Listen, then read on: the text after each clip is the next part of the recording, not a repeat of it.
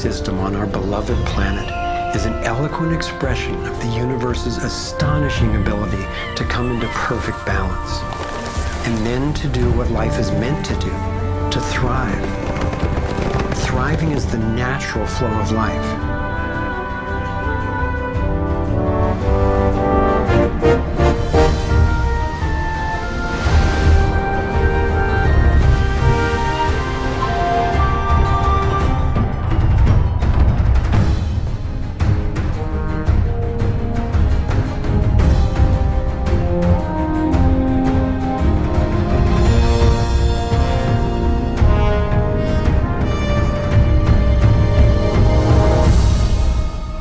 Consider what is surely one of the greatest wonders of all, how a tiny egg and a single irrepressibly plucky sperm can unleash a process that brings forth in the end another one of us. A being of vast ability and unlimited potential, with a brain capable of complex and soaring self-reflection, legs made to dance and run, fingers nimble enough to weave a basket, play a violin, caress a face. If nature teaches us anything, it is that life is meant to work, and that like every living thing, our purpose is to thrive.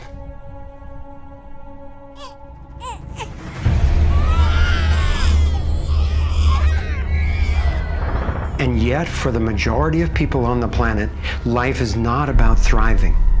It's about surviving, just trying to hang on. Is this really the best we can do? Did the universe labor for nearly 14 billion years only to bring forth a species that would end up as an enemy to life itself and to its own home? I don't think so. My name is Foster Gamble, and I have spent nearly a lifetime trying to figure out what happened. What is happening that could account for the staggering agony and deprivation on this planet? As a young man, driven by the misery I saw and by my fear for our survival, I set out on a journey, seeking to answer questions like, is it even possible for humans to thrive? If so, why aren't we? My research led me to places I never expected to go, revealing surprising discoveries that seemed unrelated at first, but which turned out to be crucially connected, as you'll see. I found a code, a pattern in nature that's been embedded in arts and icons throughout the centuries. I believe this code holds the key to a new source of clean, sustainable energy that could completely revolutionize the way all people live. I came to understand how our economic system is rigged, and I found out what we can do about it. My journey revealed ways we can claim our power to create liberating, healthy systems everywhere on Earth. I have realized that we are not a mistake. We are simply mistaken.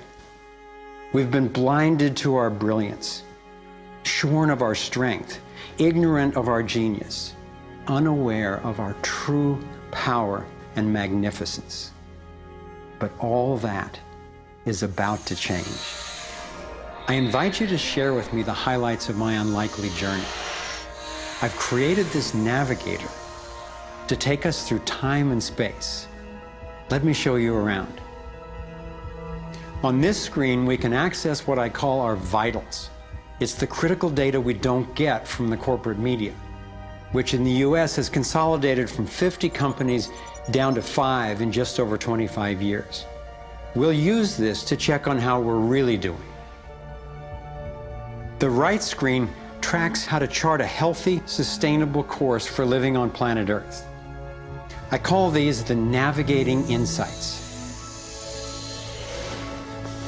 And this will be our compass. Instead of a needle seeking north in our Earth's magnetic field, our compass is the shape of the field itself. And that shape, as you will soon see, has amazing technological and social ramifications. After a lifetime quest, I've come to believe that this pattern actually holds the key to a world that works for everyone. So let's go.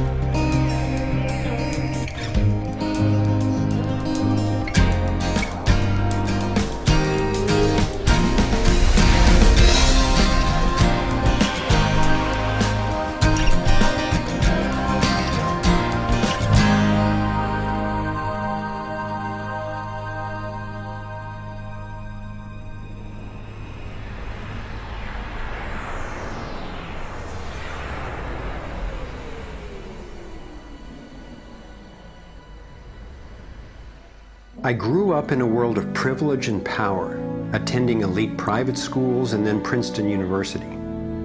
As a direct descendant of one of the founders of Procter & Gamble, I was groomed to be a leader in the establishment. But I chose a different path.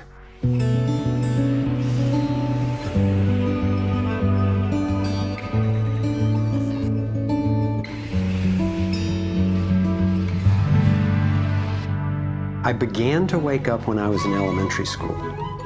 Adults were teaching me that the way to protect myself from a nuclear explosion was to duck under my desk and cover my head. That's when my serious questioning began. A couple of years later, I had a direct experience of universal energy. It happened one day when I was riding on a school bus, gazing out the window.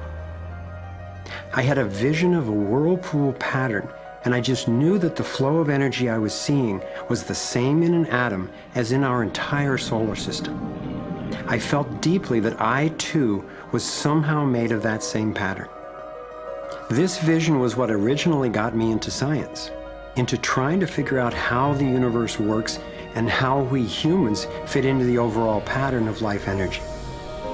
Years later, I learned that the pattern I saw is known by some in the scientific world. It turns out that in 1921, Albert Einstein got a Nobel Prize for discovering that when energy is released in the universe, there are little packets of wholeness that emerge. This pattern actually tells us a lot about how life evolves. Considering the enduring wonders of creation throughout the universe and how unsustainable so many of our human systems are, I figured learning how the universe creates and sustains life would actually be quite useful. Each of these little packets of wholeness that Einstein discovered, called a quantum, is made out of its surroundings, but is distinct within it, like a whirlpool in water. These packets are always the same pattern, no matter what size, and they are surprisingly relevant to issues as seemingly disconnected as the wars in the Middle East, the global financial collapse, and how to achieve justice for everyone. We're about to explore how. Mathematicians call this pattern the torus. The energy in a torus flows in through one end, circulates around the center, and exits out the other side. It's balanced, self-regulating, and always whole. I was first officially introduced to the torus by scientist and inventor Arthur Young. Futurist Dwayne Elgin explains how the torus is the primary pattern that nature uses for life at every scale. Evolution means to unfold, to roll out. So the question is, what is the universe rolling out? And what the universe is rolling out is self-organizing systems, and you can see this at every scale. A self-organizing system is a technical term for just a system getting a hold of itself, knowing itself, essentially. And if we go to nature, we can look at and we can see these self-organizing forms throughout. We can see it in the cross-section of an orange, the cross-section of an apple. We can see it in the dynamic nature of a tornado. We can see it in the magnetic field around the Earth, a similar magnetic field around an individual. We can see it in the structure of an entire whirlpool galaxy. We can see it in the structure of a small atom. At every scale, throughout its entire history, the universe has one single project. It's growing toruses. The universe is a torus growing factory.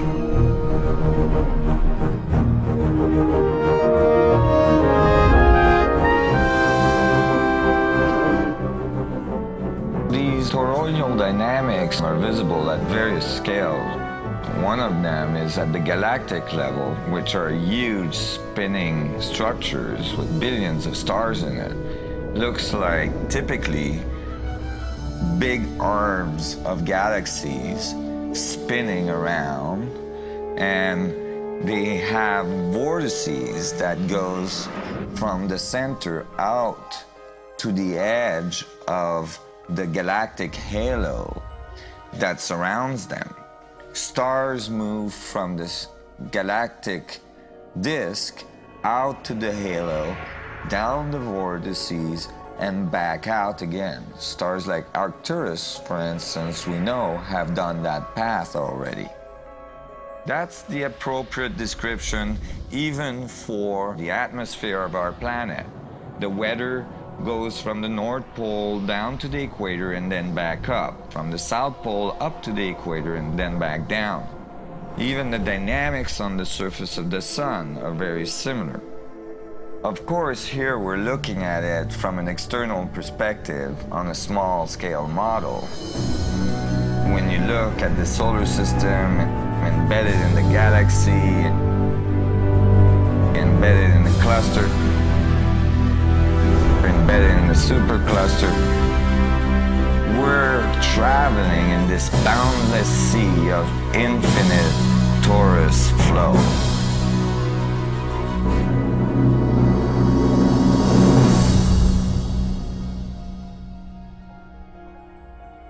The torus is like the breath of the universe. It's the form that the flow of energy takes at every scale of existence. But there's also an underlying structure in how the flow fits together, sort of like a skeleton. It's called the vector equilibrium, a term coined by one of the 20th century's greatest thinkers, Buckminster Fuller. Inspired by Fuller's visionary work, I spent decades researching the dynamics of the vector equilibrium and the torus. I became so excited by the potential of the toroidal energy form that in 1997 I co-founded a multidisciplinary think tank called the Sequoia Symposium to study the pattern and explore its applications. Our collected research convinced me that the torus and the vector equilibrium are primary patterns, fundamental to the creation of the universe at all scales. At the Sequoia Symposium gatherings, I learned of inventors who claimed they were using the torus dynamic as the basis for devices that generated energy without combustion. This revolutionary development, accessing what's sometimes called zero point or radiant or free energy, is now being called most simply new energy technology. Given that so much of the suffering in our world is the result of lack of access to energy, I realized that free, unlimited, clean energy would be one of the greatest breakthroughs in history. It could not just improve, but actually transform the quality of life on this planet.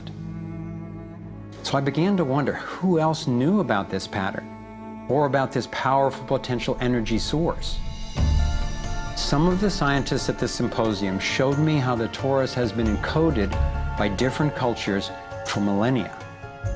Apparently, ancient cultures had embedded this code in the most enduring forms then possible, in stories, in icons, in alphabets, and buildings.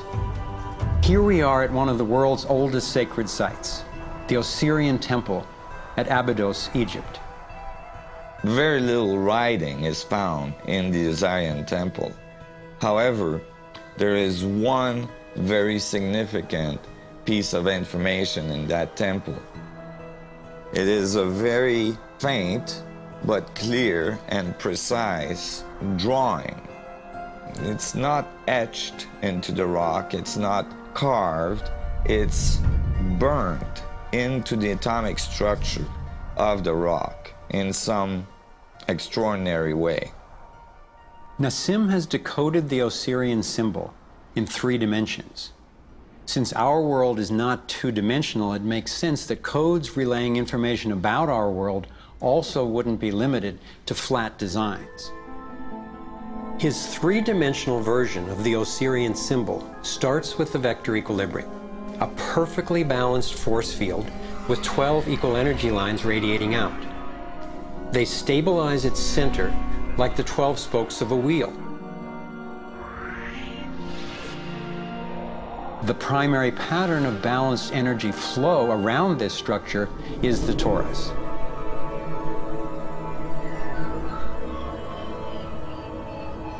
Here we expand to the next larger scale, with a total of 64 pyramids called tetrahedra.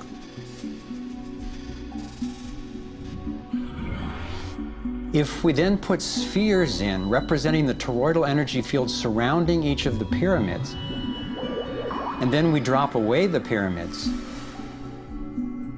we end up with a matrix that is, amazingly, an exact overlay for the Osirian icon, a three-dimensional model of the same pattern that was burned into the rock wall of the Egyptian temple thousands of years ago. Now we travel across continents, from Egypt to China, where the same geometry appears at another sacred site built in 1420. Then you go to the Forbidden City, where the sun gods reside, and where you find at the entrance the Fu dogs, the guardians of the knowledge. They guard the knowledge under their paw.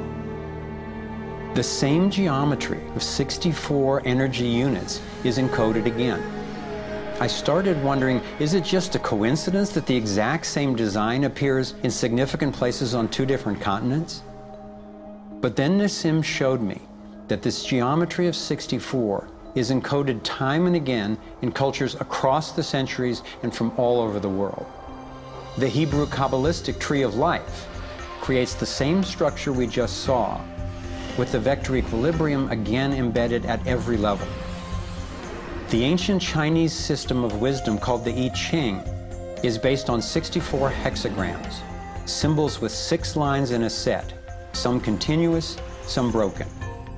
These can be put together as the 6 edges of a tetrahedron, and together would form the 64 tetrahedron crystal.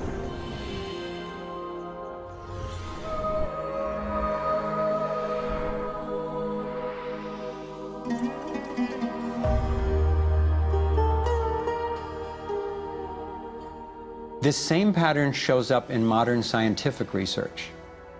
The double helix has an alphabet of 64 codons that are used to encode our human DNA. I had seen that there was advanced knowledge of the living geometry of the universe thousands of years ago, but how on earth did they know about it?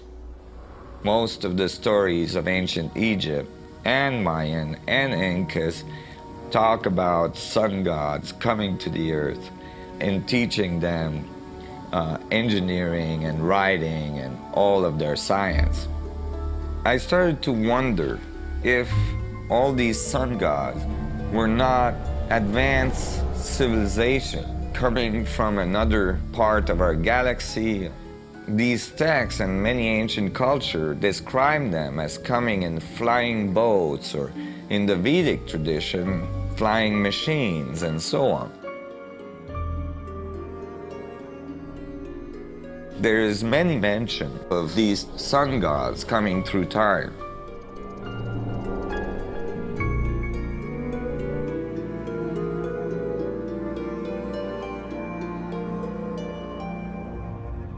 Could these early pilots from beyond our world be the ones responsible for sharing the knowledge of this code?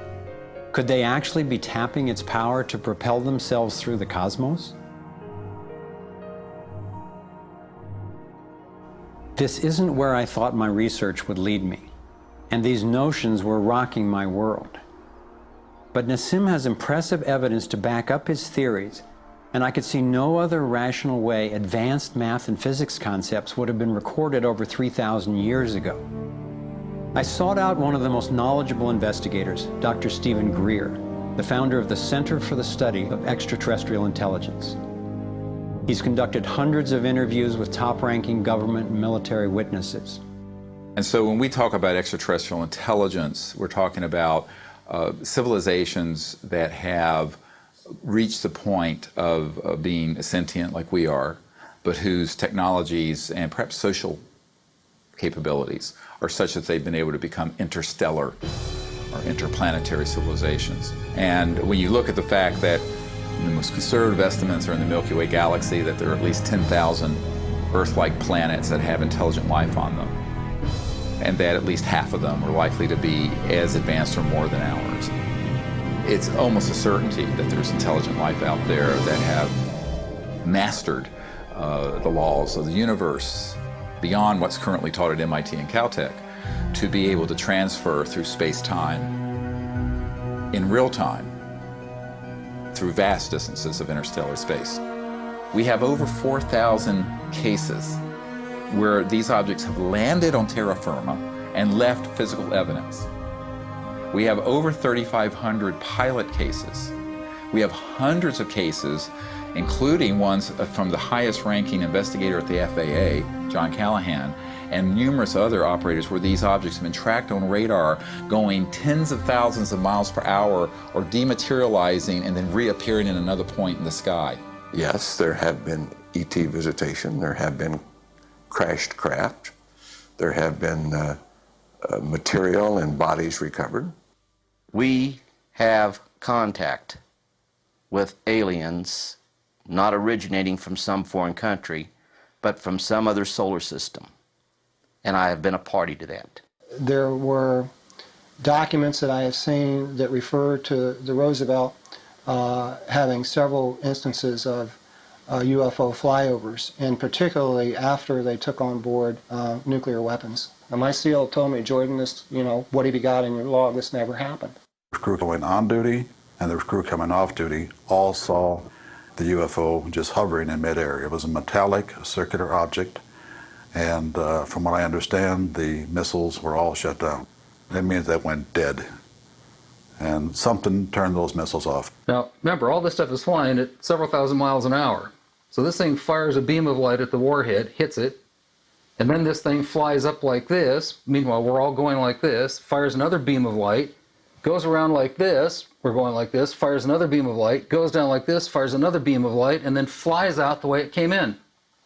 And the warhead tumbles out of space. The feeling at the time was that it must have been extraterrestrial. They took the film and they spooled off the part that had the UFO on it, and they took a pair of scissors and cut it off. They put that on a separate reel, they put it in their briefcase, they handed Major Mansman back the rest of the film and said, "Here, I don't need to remind you, Major Mansman, of the severity of a security breach. We'll consider this incident closed." But who do you tell that you were involved in a UFO incident without them looking at you like you ain't wrapped too tight?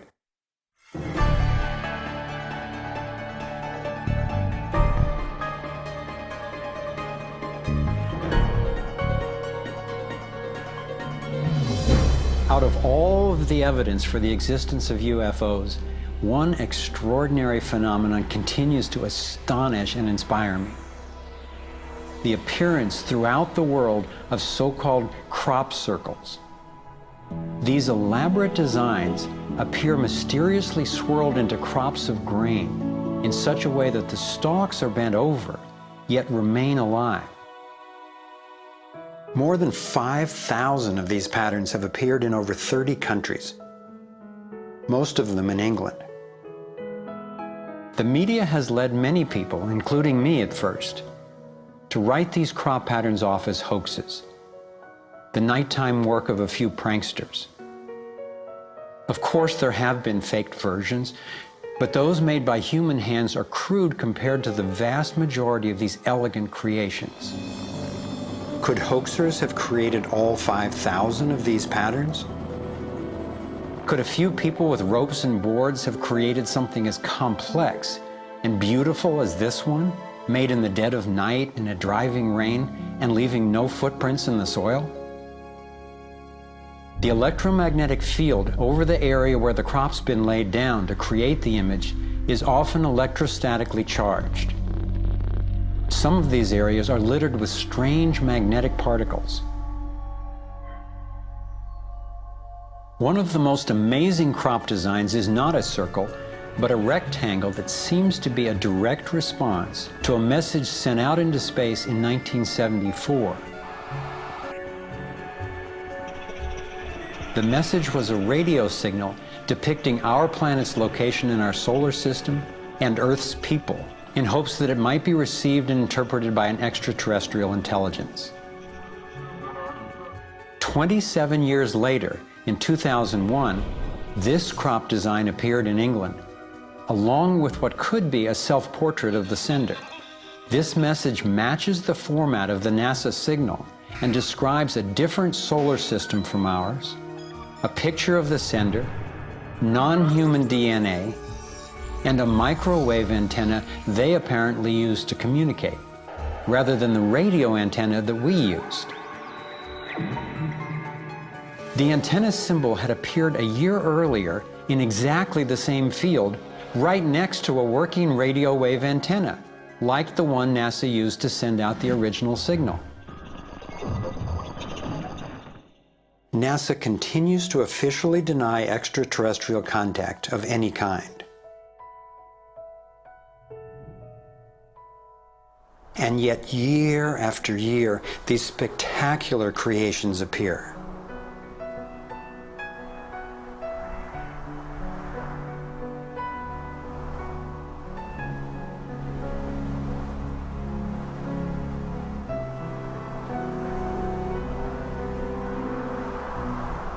So what might these remarkable designs mean? Here are some two-dimensional versions that seem to be revealing the torus in 3D.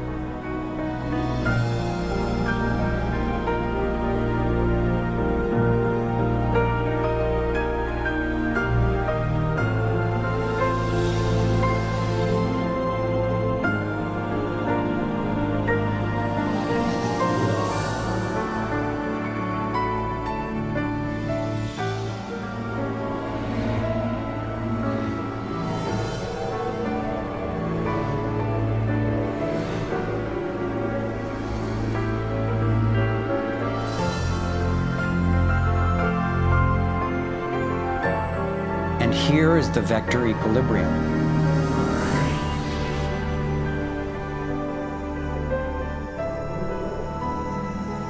And the related pattern of 64 that we saw encoded in the arts of so many ancient cultures.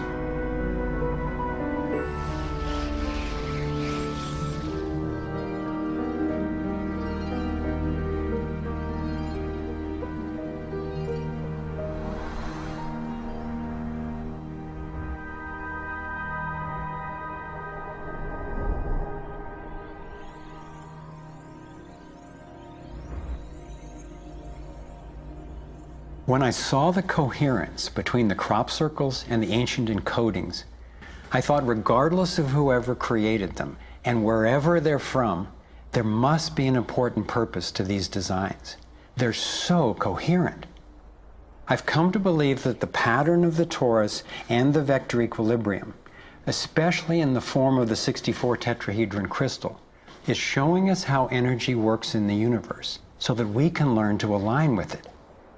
I believe that they're giving us a model for accessing energy in a clean, safe, and limitless way, and a new means of propulsion.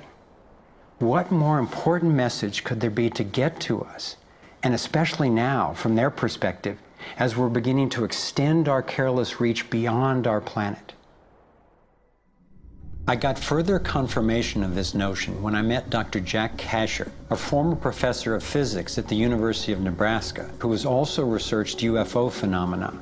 Presenting at a Sequoia symposium, Dr. Kasher showed a remarkable series of drawings by a woman named Lane Andrews, who claimed to have been invited onto an extraterrestrial spacecraft. I was startled to see her detailed sketches of the toroidal energy field that she said propelled the vehicle and protected the passengers. I subsequently interviewed James Gilliland. James has many hours of UFO footage from his ranch near Mount Adams in Washington State. He also claimed to have gone on board an alien spacecraft. What blew my mind was that he had never met Lane Andrews and had no knowledge of her experience, yet he described a phenomenon that was amazingly similar: numerous ships with spinning rings of light. Could it simply be coincidental that James and Lane described the same torus dynamic, and that both of these people have been harassed extensively by government and military agencies? To some, the idea of UFOs may sound crazy, and yet from another perspective, it is completely plausible. The Earth is about 4.5 billion years old. That's 4,500 million years old. What if there's another planet that's almost exactly like us? Almost exactly.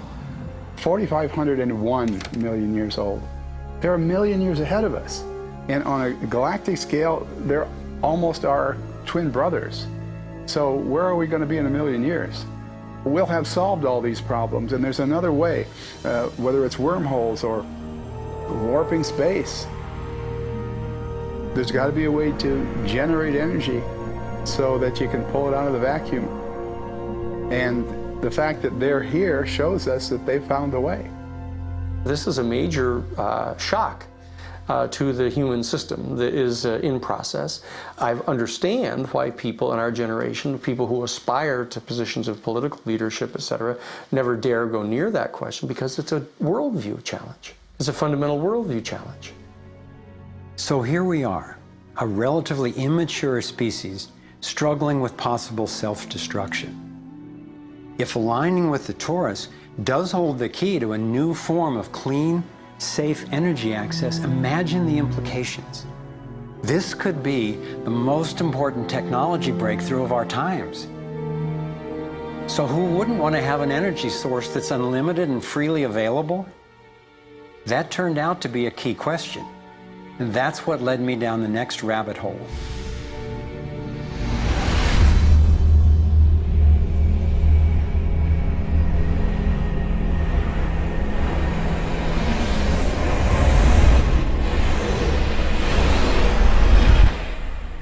It turns out that scientists as far back as the early 1900s have been developing alternative ways to access electricity without combustion. Nikola Tesla believed he had tapped into what he called radiant energy. Many scientists believe he was accessing what's now called free energy.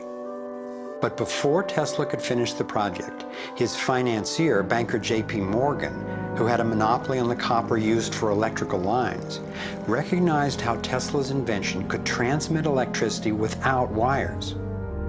He then shut down Tesla's funding. Tesla's lab was burned down and he was ostracized, all for trying to implement his vision of unlimited energy for everyone.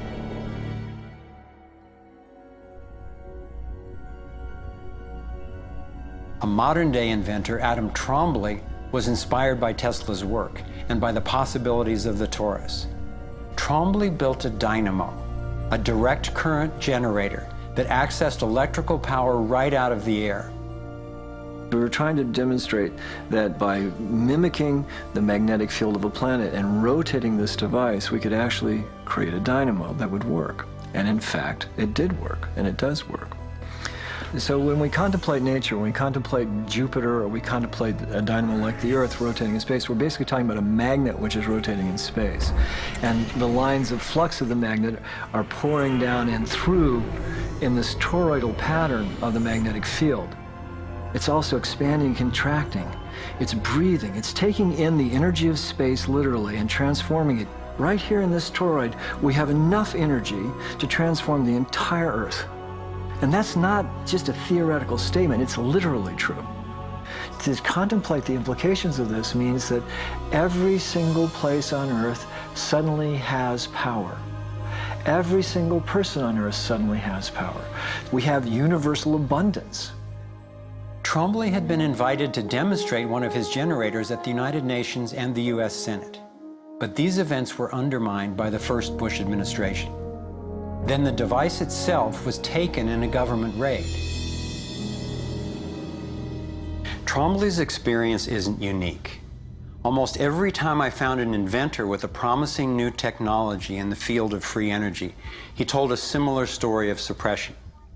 Inventor John Bedini began working with Tesla's theories of radiant energy decades ago and has produced an assortment of battery charging devices that generate more energy than it takes to run them. He announced that he was going to start offering them at low cost. Soon after that, he was attacked in his lab and warned not to produce the devices. For his own safety, he had to let go of marketing free energy. These are all devices from labs I personally visited.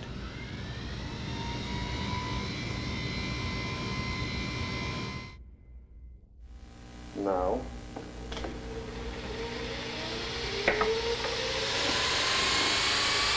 Now, the quality of this footage is obviously poor, and I'm not expecting this to convince you. My point is that being there with these inventors, accompanied by experts, and seeing these new energy devices in operation convinced me that the technology is real. And the implications of that to me are absolutely thrilling. Canadian John Hutchison not only created some free energy batteries, but also used Tesla's theories to counter gravity, to make objects float. This could revolutionize the field of propulsion. His lab was raided and equipment was taken by police and government officials in 1978, 1989, and again in 2000. One of the scientists we were going to interview for this film was Dr. Eugene Malov, an engineer from MIT and Harvard, and editor of Infinite Energy magazine, which covers both theoretical and technological developments in the new energy field.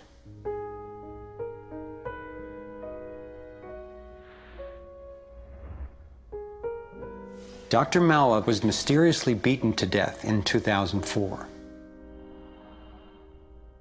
If these inventors were all hoaxers and charlatans, I wondered, why are they being suppressed so consistently and so brutally?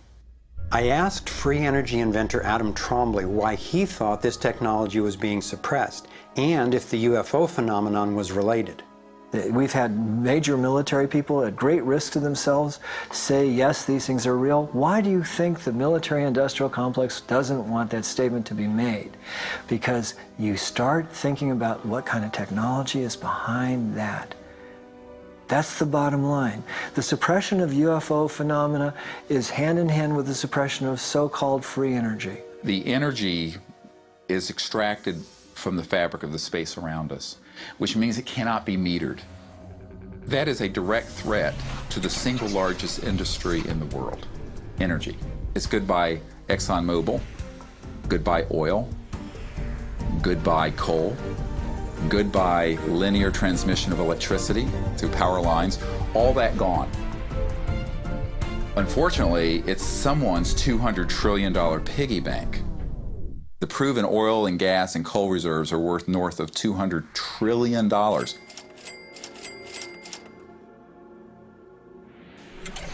This information coming out would completely change geopolitical power more than anything since, well, in recorded human history. And it would happen in a generation. I started to examine the breakthrough solutions, and much to my surprise, these concepts have been proven in hundreds of laboratories throughout the world, and yet they have not really seen the light of day. Rather than smashing things together and trying to control the explosion, these new technologies rely on blending, of dancing with what naturally is. The common denominator of all the free energy devices I've seen is that they mimic, in one way or another, the torus energy shape. You don't have to believe in free energy technology to be concerned about the repression of ideas and inventions. I found myself thinking, what better way to justify our dependence on oil, coal, nuclear, and other dangerous and dirty technologies than to claim there are no better, cheaper alternatives? It was my beloved wife and creative partner, Kimberly, who kept bringing me back to the human implications of my scientific research. For me, as intriguing as the torus and ETs and free energy are, the most compelling question was, would understanding these things really help alleviate human suffering in any way? And it turns out it can. So much of the pain on the planet has to do with the lack of access to energy. Can you stay warm? Can you get food and water? Can you get hospital care? All that has to do with energy access. If there is a fundamental pattern, which makes sense to me that evolution would be efficient in that way, and we can align with that pattern to create new technologies that will solve these problems, then it's worth it to me to open my mind to these socially taboo subjects. If the new energy technologies were to be set free worldwide, the change would be profound. It would affect everybody. It would be applicable everywhere. These technologies are absolutely the most important thing that's happened in the history of the world. So given the stakes, I decided to ask who's benefiting from suppressing scientific research? Whose wealth and power are threatened by access to clean, free energy? Who has a motive to set up a world where so few have so much and so many have so little? As an independent researcher, I followed one of the cardinal rules of investigative journalism. If a story doesn't make sense, follow the money.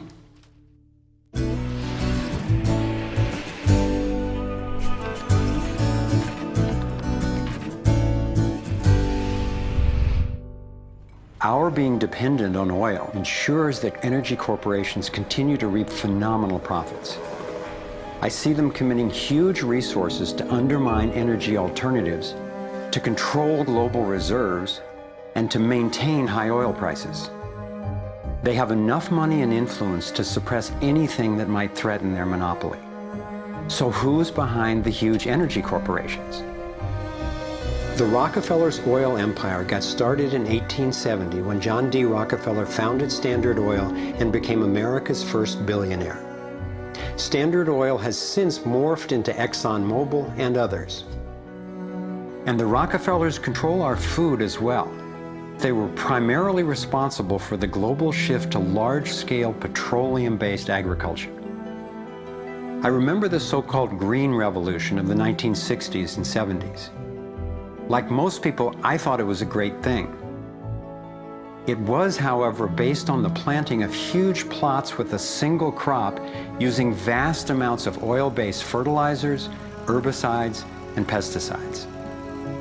The Green Revolution was the brainchild of the Rockefeller Foundation's Natural Science Division in partnership with large agricultural corporations. Petroleum-based agriculture provided vast new profits for the oil industry, but never lived up to its promises of ending hunger and promoting health. The Green Revolution did at first increase productivity because every bit of soil was being used for immediate production. But its true costs can now be seen. Taxpayers pay billions in subsidies to giant agribusiness corporations. Small family farms have all but disappeared. Biodiversity is destroyed. Toxic chemicals poison farm workers and pollute the land, water, and our food supply, endangering the health of us all. As of 2010, approximately 1 in every 7 people worldwide did not have enough to eat. The giant corporations who had brought us chemicals for chemical industrial agriculture, and they were talking about 3 instruments to consolidate the food chain. The first was genetic engineering as a way of control. The second was patenting seed and patenting life as a way of control, declaring seed to be private property, treating the saving of seed by farmers as a crime, as a theft of intellectual property. And the third was so-called free trade treaties that would rob ordinary people, farmers, growers, of their freedom to save seed. The design of Terminator technology to create sterile seed in order to impose even more dependence of humanity on a handful of corporations is the ultimate step in this. We are, through what we are doing with seed, literally for the first time, creating a new colonization, which I call the colonization of the future.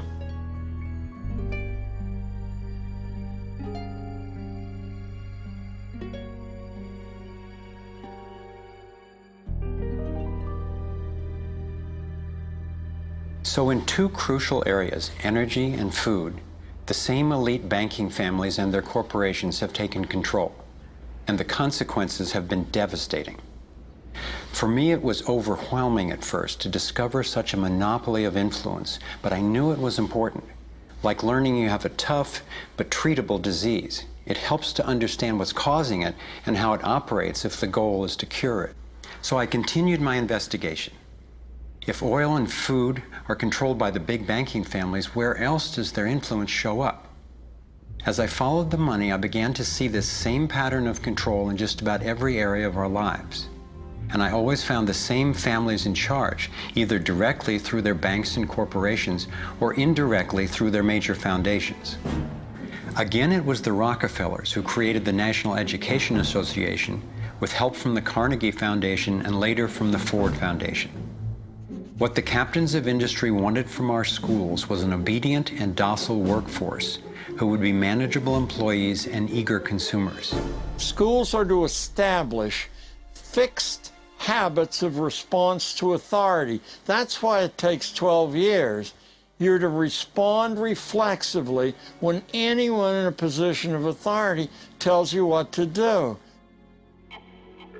Like education, health is yet another area dominated by big money and corporations. The American Medical Association, for example, is largely funded by the Rockefellers, who use their funding to influence AMA research and decision-making. The average MD in 4 years of medical school takes one course in nutrition, 2.5 hours in many cases, and the materials used, the curriculum materials, are supplied by the National Dairy Council and the National Livestock and Meat Board and other industries, including the Sugar Association, with products to sell that actually undermine our health in the first place. Unfortunately, the way the system of medicine is set up, medical education is primarily funded by pharmaceutical companies. So there's a motive to make and sell as many drugs as possible. It's also a very time-effective way of making money for the physician, for the pharmaceutical company, for the whole medical establishment. But it's really perpetuating the problems it was meant to alleviate. Side effects may include nausea, dry mouth, and constipation. Decreases in white blood cells, which can be serious. Sexual side effects, diarrhea, nausea, and sleepiness. Can lead to coma or death. How far will these forces go to make a profit? Would they actually suppress cures for diseases the way they've suppressed free energy technology? Sadly, my research has shown me the answer is yes. One well-documented example is the case of Dr. Royal Rife. In the 1920s, Dr. Rife invented the most advanced microscopes of his time. He also developed a new technique he called coordinative resonance, which was apparently able to destroy cancerous tumors as well as viruses. In 1934, in clinical trials affiliated with the University of Southern California, Rife's treatment was tested on 16 terminally ill cancer patients. Within 3 months, they were all successfully cured. Soon after, a lab testing Rife's technology was burned down and a frivolous lawsuit was filed. Through the efforts of Morris Fishbein, head of the Journal of the American Medical Association, Rife was essentially shut down and ruined, his brilliant and promising work all but forgotten. It was really hard for me to consider that someone